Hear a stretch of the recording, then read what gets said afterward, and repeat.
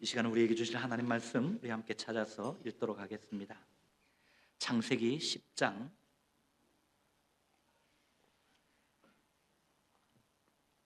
구약성경 12페이지입니다. 창세기 10장 1절로 마지막 절까지 우리 함께 찾아서 함께 읽도록 하겠습니다. 마이크 잡고 좀 읽어주시고 부탁드리겠습니다. 창세기 10장의 말씀, 오늘 묵상 본문입니다. 오늘 묵상 다 하셨죠? 제가 체크 안 해도 되죠, 이렇게. 묵상하셨으면 좀 많이 이해가 되실 겁니다. 천천히 한번 1절부터 읽도록 하겠습니다. 시작. 노아의 아들 셈과 함과 야벳의 족보는 이러하니라. 홍수 후에 그들이 아들들을 낳으니 야벳의 아들은 고멜과 마곡과 마대와 야완과 두발과 메섹과 디라스요. 고멜의 아들은 아스그나스와 리박과 도발마요. 야완의 아들은 엘리사와 다르시스와 기띔과 도다님이라. 이들로부터 여러 나라 백성으로 나뉘어서 각기 언어와 종족과 나라대로 바닷가의 땅에 머물렀더라.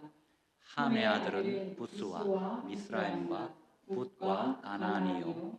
구스의 아들들은 스바와 하윌라와 삽다와 라마와 삽드가요. 스바와 드단이며 구스가 또 니므롯을 낳았으니 그는 세상의 첫 용사라. 그가 여호와 앞에서 용감한 사냥꾼이 되었으므로 속담에 이르기를 아무는 여호와 앞에 니므롯같이 용감한 사냥꾼이로다 하더라. 그의 나라는 시날 땅의 바벨과 에릭과 아깝과 갈레에서 시작되었으며 그가 그 땅에서 아수르로 나아가 니느웨와 르호보딜과 갈라와 및 니느웨와 갈라 사이에 레센을 건설하였으니 이는 성읍이라.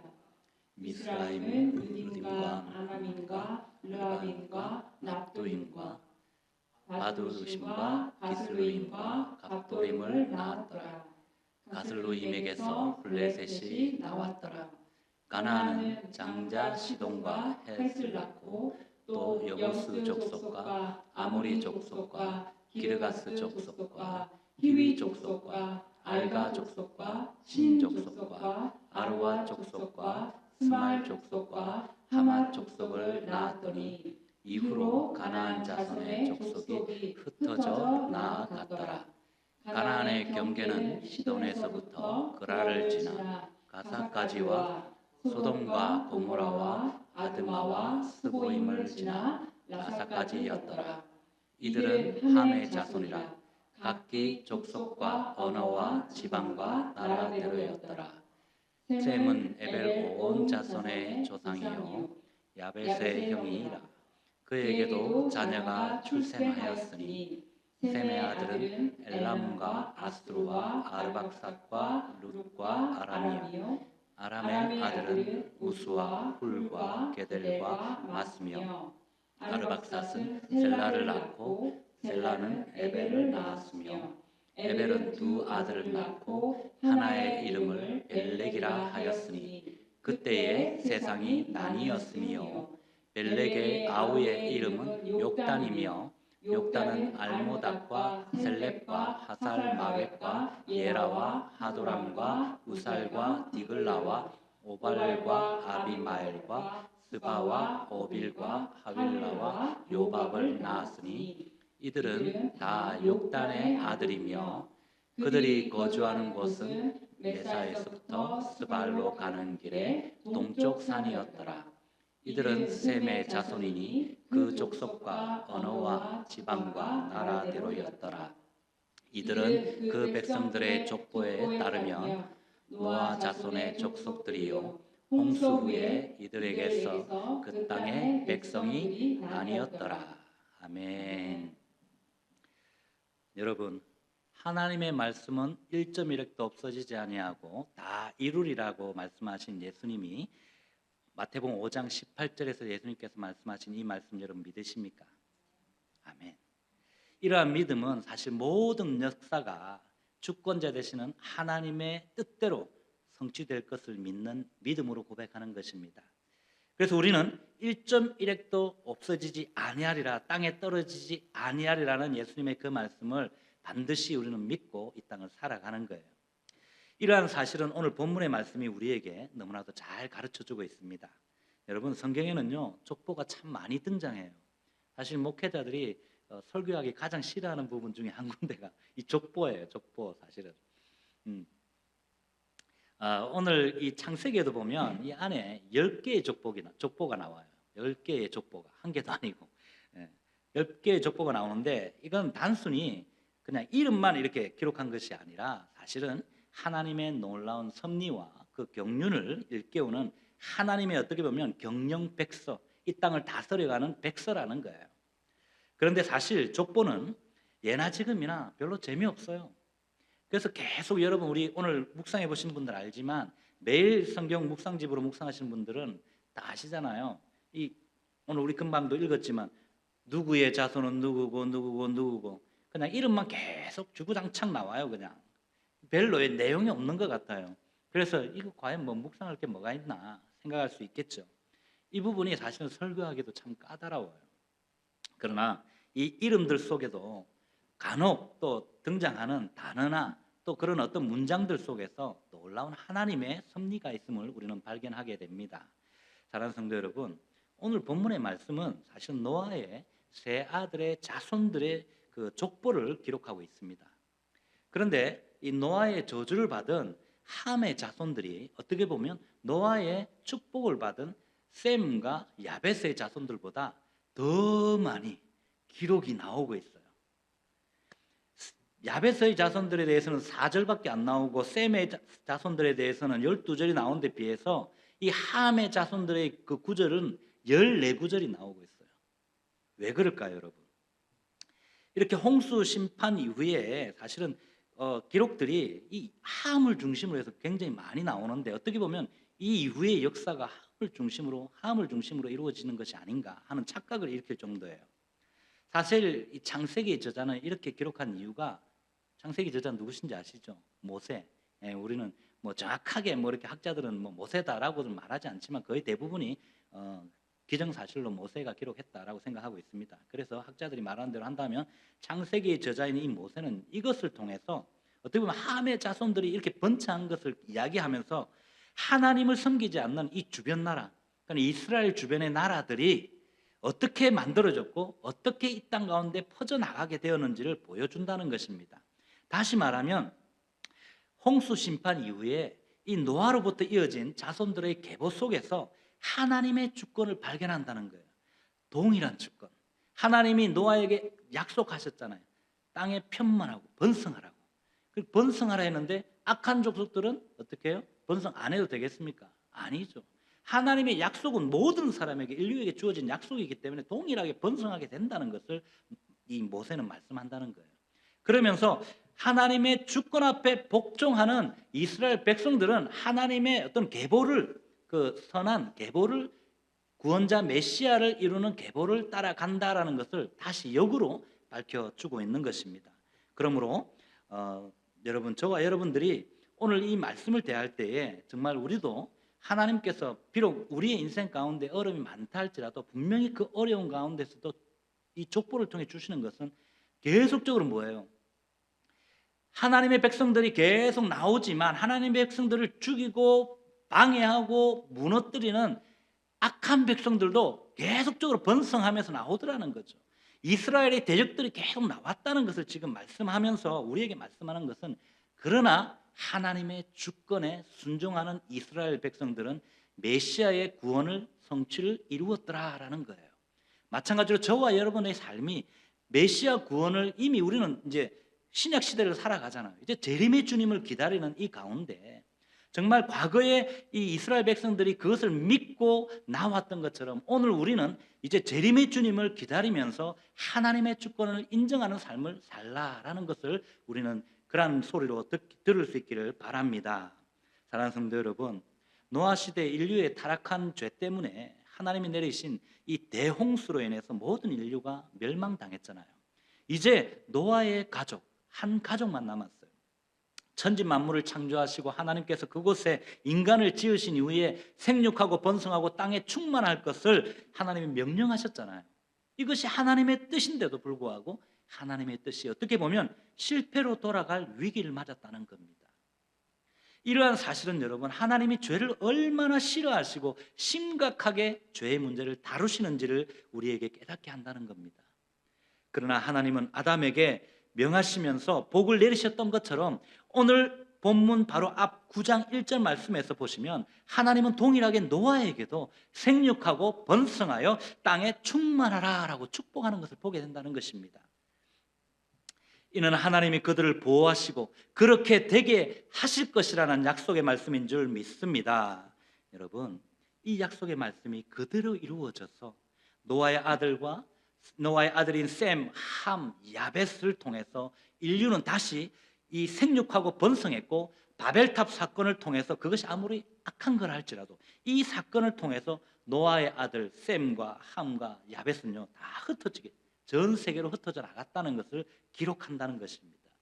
이 시간 준비된 영상 지도 한번 보시고 우리 함께 설명해서 이어가겠습니다. 지도 1번 한번 올려주세요. 네, 우리 보시면은 셈이 지금 남쪽 지역을 향해서 이렇게 다 흩어지고 있죠. 빨간색. 그 다음에 우리 야벳은 북유럽 쪽으로 이렇게, 그죠? 북쪽 지역으로 이렇게 흩어지고 있고, 셈은 아시아 쪽으로 이렇게 흘러가는 게 보이고, 함은 아프리카 쪽으로 이렇게, 함의 족속들은 이렇게 흘러가는 게 보입니다. 이렇게 이들의 그 퍼져가는 그 경로가 이 노아 시대 이후에 번창했다는 겁니다. 세계로 막 흩어졌다는 거죠. 따라서 오늘 본문에 기록된 이 노아의 아들들의 족보는 여러분, 새로운 인류가 하나님의 보호와 축복으로 살아갈 수 있었음을 증명하는 것입니다. 사랑하는 성도 여러분, 어떻게 보면요, 사탄은 끊임없이 아담 이후에 인류를 타락시켜서 하나님을 대적하게 만들므로 이 하나님이 세상을 창조하신 뜻을 깨뜨리려고 했어요. 이에 하나님은 죄악이 관영한 이 인류를 이 홍수로 심판하셨지만 모두를 멸하지 않으시고 경건한 노아 한 가정을 남기시고 그를 통해서 인류를 다시 번성하도록 하셨던 것을 기억할 수 있기를 바랍니다. 이렇게 끊임없던 사탄의 도전이 때로는 성공하는 것 같았어요. 결국에는 하나님의 뜻이 온전히 이루어진 것처럼 저와 여러분의 삶에도 마찬가지. 사탄이 우리를 무너뜨린다 할지라도, 우리의 삶 가운데 어려움이 아무리 닥친다 할지라도 하나님이 계획하셨고 하나님의 뜻이 반드시 우리의 삶 가운데 있다면 하나님은 승리케 하는 줄 믿으시길 바랍니다. 이러한 사실은 여러분, 어떠한 상황에서도 하나님의 계획과 그 뜻은 그대로 성취될 수밖에 없다는 것을 가르쳐 주는 거예요. 그러므로 성도는 사탄의 어떠한 도전에도 하나님의 나라가 반드시 승리함을 믿음으로 흔들리지 마시고 오직 하나님의 말씀을 의지하고 나아가야 한다는 사실을 믿으시기를 바랍니다. 그런데 여러분, 오늘 본문을 좀 읽다 보면 이상하게도 다른 형제들보다 이 함의 후손들에 대해서 더 많은 양을 할애한다고 그랬죠. 제가 또 그것뿐만 아닙니다. 많은 양을 할애할 뿐만 아니라 15절 이하의 말씀을 보시면 가나안의 후손으로 개인을 언급하지 않아요. 어떤 한 사람을 언급하지 않고 뭘 언급해요? 누구 족속, 누구의 족속, 이렇게. 다시 말하면 함의 후손인 가나안의 후손으로 어떤 민족들이 세워졌는지를 계속 서술을 하는 거예요. 그러면서 가나안의 후손들이 굉장히 번성해 갔음을 말씀한다는 것입니다. 여러분, 좀 이상하지 않아요? 왜 오늘 본문은 저주받은 이 후손들이 이토록 복받은 후손들보다 더 잘 되는 것처럼 기록하고 있을까요? 사실 이 함의 후손들은 후에 셈의 후손인 이 이스라엘과 가장 많은 갈등을 빚은 민족들입니다. 특별히 오늘 본문 15절로 18절의 말씀에 나오는 이 가나안의 족보를 보면 여러분, 이후 하나님이 모세와 이스라엘 백성들에게 다 멸절시키라고 명령하신 가나안 7족속 중에 이 브리스를 제외한 6족속의 이름이 모두 언급되고 있어요. 또 19절에도 보시면 소돔과 고모라, 아드마스, 그리고 스보임 등 후일에 하나님의 진노로 파괴된 도시들도 기록하고 있다는 것입니다. 무슨 말입니까? 굉장히 번창한 도시였잖아요. 소돔과 고모라도. 이렇게 막 상업이 발전하고 그냥 현재적인 도시로 발전하고 있는 도시들이 다 후에 하나님의 진노로 파괴된 것들도 지금 기록하고 있다는 거예요. 이와 같이 함의 족속은 여러분, 아버지 노아의 저주를 받았음에도 불구하고 가장 광범위한 지역, 다시 말해서 비옥한 초승달 지대를 차지하게 되었다는 것을 성경은 밝힙니다. 자, 한번 준비된 지도 두 번째 한번 올려주세요. 이 자료를 보시면 감사합니다. 이 초승달 지대라는 것은 오늘날 이라크, 그리고 또 시리아, 레바논, 이스라엘, 팔레스틴, 그리고 요르단, 쿠웨이트 북부, 튀르키예 남동부 지역, 이란의 서부 지역까지 이렇게 딱 광범위하게 이렇게 초승달 모양으로, 그죠? 빨간색 보이죠? 이렇게 흩어져 있었다는 겁니다. 이 지역이 곡창지대입니다, 여러분. 그리고 3번 올려주시고, 이 지를 보시면 여러분 좀 더 이해가 쉬울 것입니다. 우리가 잘 아는 아브라함, 이제 여기서 나오는 거죠, 그죠? 자, 하나님께 처음 부름받은 이 아브라함이 저 우르 지역 있죠, 저기 우르, 저 오른쪽에 탑 쌓아놓은 데 있죠. 왼쪽입니까, 여러분? 오른쪽 똑같죠? 탑 쌓아놓은 지역에 보면 수메르 왼쪽에 보면 우르라고 있죠. 여기가 바로 이 아브라함이 태어난 지역입니다. 아브라함이 처음에 거주한 지역이에요. 그가 하나님의 인도로 이동한 경로가 저렇게 파란색으로 이렇게 나오는데 저것 역시 초승달 모양으로, 아까 그 지도에서 본 그 모양으로 아브라함이 이동해 갔음을 보게 된다는 것입니다. 이 초승달 지역은 여러분 세계 최초로 정착 농경이 발생한 지역으로 바로 저기 메소포타미아라고 되어 있죠. 첫 번째 파란색 그 줄에 보면 이 메소포타미아 문명과 오른쪽에 보면 수메르 있죠. 이 수메르 문명의 발원지이기도 합니다. 사실 비옥한 초승달 지대라는 이 단어 자체는 사실은 1914년도에 미국의 역사가 제임스 헨리 브레스테드가 쓴 유럽 역사 개요에서 보면 여기서 자주 쓰면서 대중화되었다고 합니다. 그래서 사실 최초 문명이 이 지방에서 발원한 것은 결코 우연한 것이 아니었다는 거예요. 일단 지금과는 달리 그때 당시에는 사막화와 염화가 거의 되지 않았기 때문에 거기는 강과 습지가 넘쳐났던 지역이었다고 합니다. 그래서 말 그대로 매우 비옥한 지방이었다는 거죠. 뿐만 아니라 이곳은 북아프리카와 유럽과 아시아를 잇는 어떤 교량의 위치에 있었습니다. 그냥 무역의 중심 도시가 될 수 있었다는 거죠. 덕분에 어떻게 보면 빙하기를 거치면서 이 생태계 압착으로 대규모 멸종이 반복된 이 북아프리카 그 지역과 또 이 유럽 있잖아요. 유럽과는 다르게 비옥한 초승달 저 지대는 생태계가 다양성하게 이렇게 성장해 나갔다는 겁니다. 그러면서 유지될 수 있었던 거예요. 특히 신석기 농업의 필수 작물이었던 8가지 곡물이 모두 여기에서 출현했다고 합니다. 곡물이 많다는 것은 무엇을 뜻합니까? 동물이 먹을 사료가 많았다는 거겠죠. 그래서 인간에게 가장 중대한 5대 가축이 있죠. 뭡니까? 소, 돼지, 염소, 양, 그리고 기동력, 말.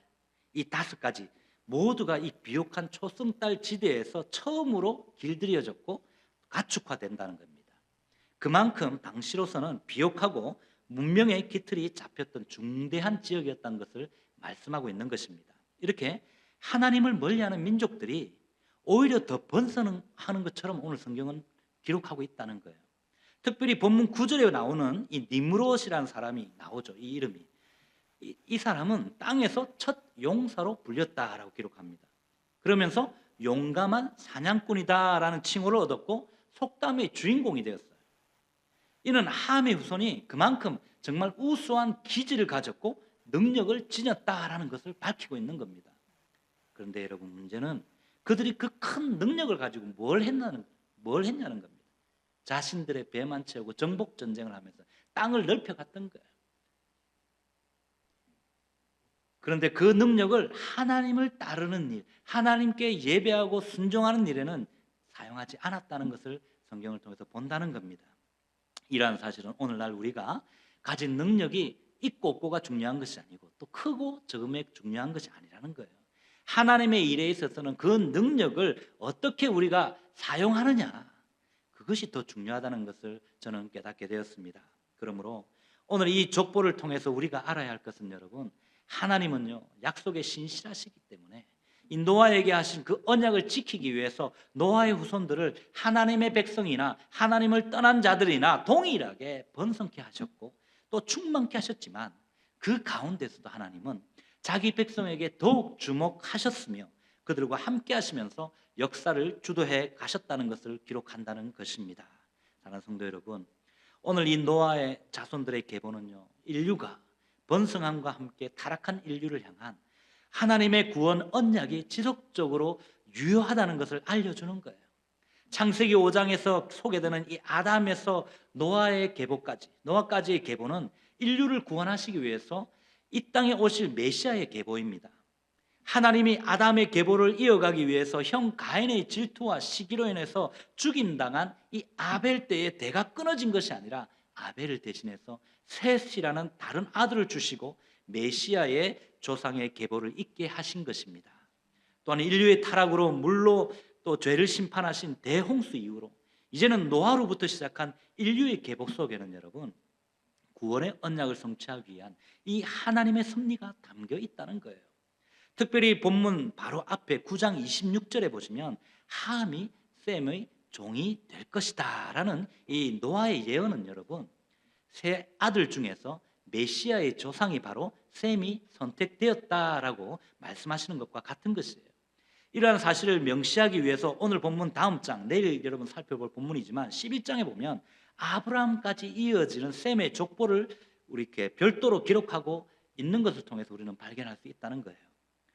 또한 오늘 본문 21절로 31절까지의 말씀에서 이 셈의 족속을 소개하면서 그 혈통에서 세상이 나뉘었다라고 기록하는 것을 우리는 보게 됩니다.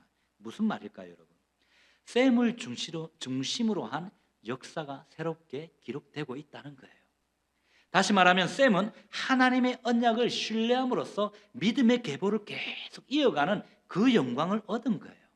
오늘 본문 21절 말씀을 보시면 셈은 에벨의 온 자손의 조상이라고 말하죠. 에벨의 온 자손의 조상. 찾아보니까 여러분 이 에벨은요 히브리 사람의 조상이 되는 거예요. 히브리 사람. 후일 하나님의 역사가 누구를 통해서 기록됩니까? 바로 이 히브리 민족 중심으로 이루어지는 것을 우리는 볼 수 있다는 것입니다. 따라서 이 말씀은 바로 본문 앞에 9장 26절 말씀에서 붙인 노아가 셈의 하나님 여호와를 찬송하리로다라는 말씀을 통해서 우리가 알 수 있는 것은 셈의 하나님이 될 것이라는 이 축복이 이루어졌다라는 것을 선포하고 있는 것입니다. 하지만 오늘 본문 26절 말씀에 보시면 여러분 히브리 사람의 조상인 이 에벨의 아들들이 둘이 있어요. 둘을 보면 벨렉과 욕단이 있는데 학자들은 바로 이 무렵에 바벨탑 사건이 일어나서 온 민족이 땅에서 흩어진 것을 주장하고 있습니다. 따라서 우리가 무엇을 볼 수 있을까? 이 본문을 통해서 그냥 이름만 보는 게 아니에요. 이름 속에 있는 깊은 뜻을 발견하자는 거죠. 이 히브리 사람들의 조상인 이 에벨의 후손인 바로 벨렉, 이 벨렉과 욕단이 두 사람이 있는데 이 두 사람은요 역사만이 아니라 바로 그들의 운명도 갈라졌다는 겁니다. 다시 말해서 욕단은 하나님의 백성인 히브리 민족의 조상의 아들이었지만 에벨의 후손이었지만 바벨의 저주로 끝나는 멸망의 자손이 되었고 벨렉이라는 이 후손은 오늘 본문 다음 장에 보시면 11장 18절에 또 나타나요. 아브라함으로 이어지는 언약의 자손의 계보에도 이 벨렉은 나타난다는 것입니다. 무슨 말입니까? 메시아의 계보에 이 벨렉이 들어갔다. 다시 말하면 셈의 족속의 그 계보를 이어갔던 사람이 벨렉이었다는 거예요. 한 사람은 셈의 족속으로 메시아의 계보를 이어가지만 다른 한 사람은 죽음으로 가는 저주의 사람이 되었다는 겁니다. 아무리 동일한 족속이라 할지라도 결국은 우리가 하나님 앞에서 순종하는 백성이 되느냐 아니냐는 누구에게 달렸어요? 자신에게 달려있다는 겁니다. 그렇습니다, 여러분. 이들은 모두 같은 노아의 후손이고 같은 셈의 후손이었지만 이렇게 가는 길이 달랐고 끝이 달랐던 것을 우리는 기억하십시다. 그러므로 새해엔 우리도 하나님이 쓰시는 그 역사에 신실한 백성으로서 기록되기를 소망하며 어떠한 환경이 나를 옥죄해 온다 할지라도 또 무슨 문제가 나를 힘들게 하는 어떤 사탄의 어떠한 공격에도 흔들리지 마십시다.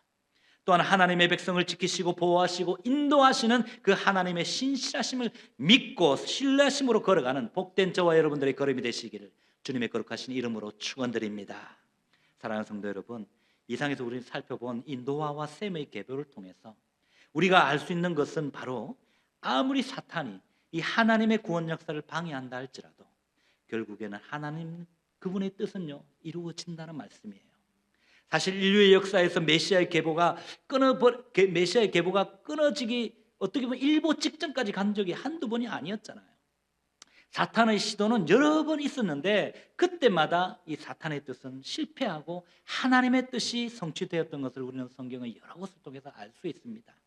특별히 마태복음 2장 13절로 18절까지의 말씀을 보시면 우리 예수님이 이 땅에 탄생하셨을 때도 사탄은요 여전히 아기 예수님을 죽이려고 갖가지 수단과 방법들을 다 동원해가지고 방해하고 막 정말 힘든 공작들을 벌였잖아요. 그런데 하나님의 구원 역사는 어땠습니까? 그냥 그대로 이루어졌던 것을 보게 된다는 것입니다. 결정적으로 사탄은 돈을 맡을 이 동계를 맡은 그 예수님의 가장 수제자와 같은 어떤 신임을 두텁게 받았던 가룟 유다를 통해서 예수님을 팔아넘기게 만들었습니다. 그러나 역시 하나님은 그 어떤 팔아넘긴 그 모습을 통해서도 오히려 역전승을 만들죠. 예수님의 죽음과 부활을 통해서 이 타락한 인류를 향한 하나님의 구원의 뜻을 이루셨던 것을 믿으시기를 바랍니다. 할렐루야. 그러므로 성도된 저와 여러분들은 하나님의 구원이 반드시 승리함으로 우리에게도 또한 미칠 수 있는 믿음으로 우리의 삶 속에 당면한 어떠한 이 사탄의 방해와 박해 속에서도 복음을 배반하지 마십시다. 정말 영원한 하나님 나라의 승리에 동참하는 복된 인생들이 다 되시기를 주님의 거룩하신 이름으로 축원드립니다. 이제 말씀 맺겠습니다. 사랑하는 성도 여러분, 성경은 하나님의 구속사적인 관점으로 기록된 역사예요. 역사가 뭡니까? 실제 기록이라는 것입니다. 소설이 아니라는 거예요. 그래서 성도는 하나님의 창조와 구원 역사를 중심으로 역사를 우리는 바라봐야 합니다. 하나님의 말씀의 관점으로 세상을 바라보고 이 땅에서 하나님의 뜻을 이루기 위해서 살아가는 것이 바로 성도가 마땅히 추구해야 할 바 신앙인임을 기억할 수 있기를 바랍니다. 또한 오늘 모든 인류는 한 조상 안에서 노아를 통해서 나왔지만 각기 다른 역사뿐만 아니라 운명까지 달라진 것을 기억하실 수 있기를 바랍니다. 그러나 하나님은 하나님을 버린 이방 땅 메소포타미아 문명에서 그 중심에 있던 믿음의 조상이 태어나게 하시고 그를 이끌어내어서 온 땅을 구원할 복이 되게 하셨던 것을 구원하셨던 것을 기억할 수 있기를 바랍니다. 그러므로 참된 지혜는 무슨 일이든 어떤 일이든 그 속에서 반드시 이 하나님의 섭리가 있음을 믿는 데서부터 시작한다는 것을 기억할 수 있기를 바랍니다. 그리고 나의 삶이 비록 공고하고 힘들다 할지라도 거기에는 반드시 하나님의 섭리와 뜻이 있음을 믿으시고 하나님을 신뢰하는 저와 여러분들이 다 되시기를 바랍니다. 뿐만 아니라 하나님은 지금도 여전히 역사를 이끌어 가시고 또한 선한 자와 악한 자들 사이에서 여전히 일하고 계시는 분이심을 믿으시고 역사 가운데서 섭리하시는 이 하나님을 믿음으로 바라보고 걸어가는 복된 이 한 해가 되시기를 주님의 거룩하신 이름으로 축원드립니다.